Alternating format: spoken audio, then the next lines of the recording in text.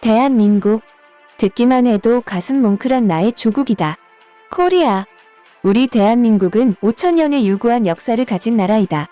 조용한 나라, 동방예의 지국, 선비의 나라라고 불렸던 대한민국.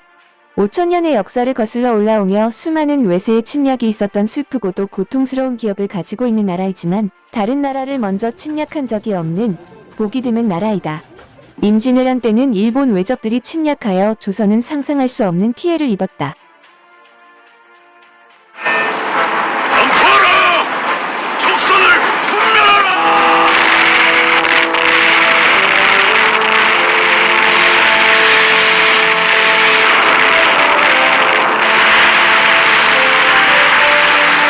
농토의 3분의 1이 유실됐고 조선군 7만 명과 백성 15만 명이 죽었다.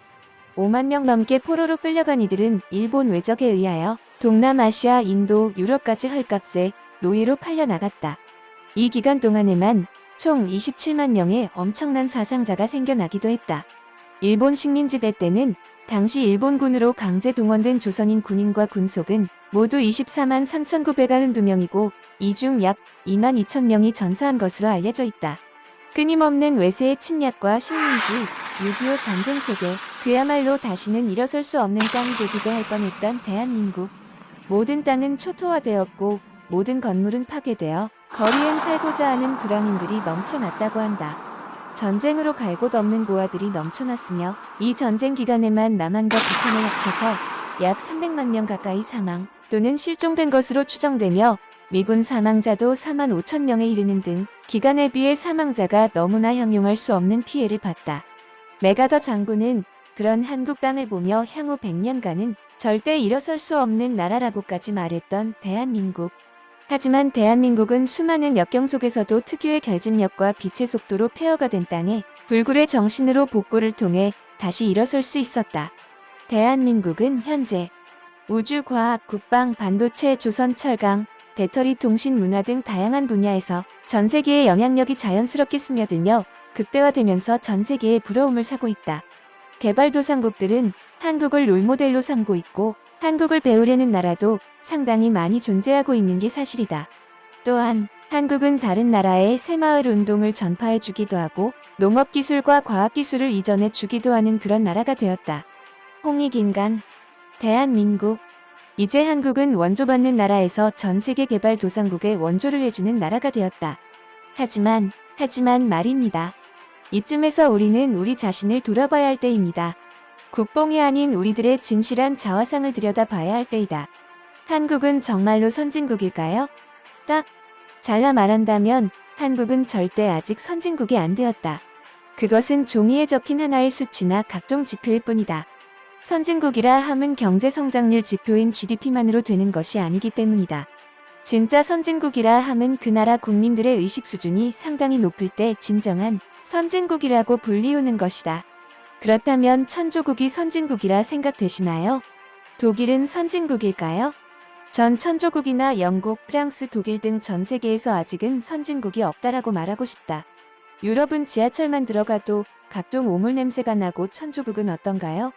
대마초나 마약이 판을 치고 총기로 무장한 나쁜 사람들은 스스럼 없이 총을 겨누고 수십 명의 목숨을 앗아가는 게 현실이다. 중국은 어떤가요? 전 세계인에게 피해만 주는 나라로 각인되어 있다. 자, 그럼 한국은 어떨까요? 이래로 한국의 고속도로나 도로를 운전하고 가다 보면 도로가 숲에 수많은 쓰레기들이 넘쳐나는 것을 나는 보았다. 검은 봉다리에 먹고 남은 일회용 컵부터 휴지 각종 쓰레기들을 담아서 차창 밖으로 던져버린 것들이다. 특히나 교량 아래쪽을 들여다보면 한숨만 나올 때가 많다. 차창 밖으로 던져버린 쓰레기 봉다리 속엔 음식물까지 있는 경우도 많아서 구더기가 들끓는 것도 나는 봤다. 강가나 해변가엔 캠핑이나 사금 채취, 낚시, 여행하러 왔다가 소주병, 맥주캔, 음식물, 기타 것들을 막 버리고 간 사람들, 심지어 폐가전들도 수두룩한 것을 봤다. 그렇게 버려진 쓰레기들은 환경 호르몬을 발생시키고 미세 플라스틱으로 분해되어 바다 생물은 물론 인간과 땅에 큰 피해를 입게 만들어버린다. 마을 주민들, 도로를 관리하는 사람들, 운전자들, 그 누구도 신경을 쓰지 않는다. 한국의 항구나 바다를 가보셨습니까? 항구엔 온통 어구 쓰레기들과 폐기물, 그리고 스티로폼들, 각종 어구들이 바닷가의 바람과 파도에 떠밀려 쌓여 있다. 폐낚시 도구들과 바늘들, 각종 쓰레기들, 배를 묶는 폐밧줄들, 보이는 항구도 이런데 항구의 바닷속과 바다속은 어떨지 뻔한 이야기이다. 이들 동네나 마을을 지나다가 가끔은 알게 모르게 사람을 만나게 되는데 그들은 스티로폼이나 쓰레기들이 중국에서 또 내려온 것이라고들 말한다. 그럴 수도 있다. 그렇다고 해서 자기 마을에 흘러들어온 쓰레기를 방치한다는 것인가? 난 그런 사람들이 이해가 되지 않았다. 조금이라도 자기 마을에 애착이 있다면 그럴 수는 없는 것이다. 또한 바다를 통해 바다에서 무한한 자원을 얻으며 살아가는 사람들의 태도는 아닌 것이다. 한 번은 남해를 여행하는데 마을 주민들이 항구에 온갖 쓰레기들을 바위 틈에 버리고서 태우는 것도 나는 보았다. 아이들과 놀러온 부모들도 아이 앞에서 주저하지 않고 쓰레기를 막 버린다. 아이들은 우리의 거울이다. 그렇게 버리는 쓰레기들로 인해 아이들은 막 버려도 되는구나라고 인식하며 성장하게 된다. 이제 대한민국은 한 분 한 분이 모두 의식을 가지고 쓰레기에 잘 대처하는 자세를 가져야 한다. 미래의 우리 아이들에게 좋은 자연과 환경을 고스란히 잘 남겨주어야 한다.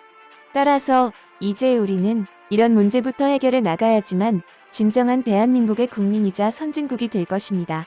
지금까지 잘해왔던 것처럼 쓰레기 문제도 대한민국의 국민은 분명히 잘 극복해 나갈 것이라고 믿습니다. 이상 치킨원이었습니다. 구독, 좋아요, 알람 설정 부탁드립니다. 감사합니다.